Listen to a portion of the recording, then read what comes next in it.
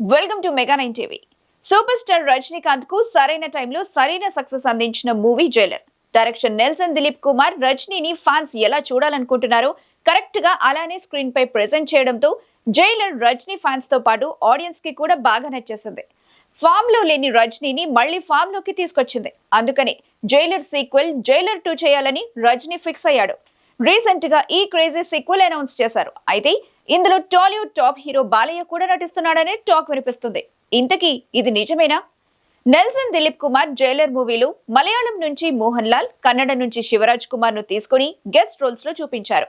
Guest roles లో మెరిసిన ఈ క్యారెక్టర్స్ బాగా వర్కౌట్ అయ్యాయి. మరి తెలుగు నుంచి ఎవరిని ఎందుకు తీసుకోలేదని డైరెక్టర్ నెల్సన్ దిలీప్ కుమార్ అడిగితే తనకు బాలకృష్ణ అంటే ఇష్టమని, ఆయన కోసం క్యారెక్టర్ అనుకున్నానని, కాకపోతే ఆయన చేయరేమో అని కాంటాక్ట్ చేయలేదన్నారు. బాలయ్య గురించి నెల్సన్ దిలీప్ కుమార్ చెప్పిన ఈ మాటలు వైరల్ అయ్యాయి.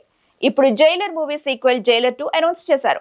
ఇందులో బాలయ్య గెస్ట్ రోల్ లో కనిపించనున్నారని ప్రచారం జరుగుతుంది. జైలర్ 2 లో బాలయ్యను పవర్ఫుల్ పోలీస్ ఆఫీసర్ గా చూపించబోతున్నాడని గుసగుసలు వినిపిస్తున్నాయి.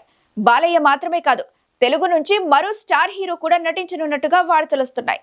ఈ న్యూస్ లీక్ అయినప్పటి నుంచి జైలర్ 2 నటించే మరో తెలుగు హీరో ఎవరనేది ఆసక్తిగా మారింది. మరో ఇంట్రెస్టింగ్ న్యూస్ ఏంటంటే సౌత్ లో ఉన్న స్టార్ హీరోలు ఈ క్రేజీ మూవీలో గెస్ట్ రోల్స్ చేసే అవకాశం ఉందని, ఈ మూవీపై మరింత క్రేజ్ పెరగటం ఖాయమని ఇండస్ట్రీలో గట్టిగా వినిపిస్తుంది. అనౌన్స్మెంట్ గ్లిమ్స్ తోనే జైలర్ 2 అంచనాలు అమాంతం పెరిగిపోయాయి.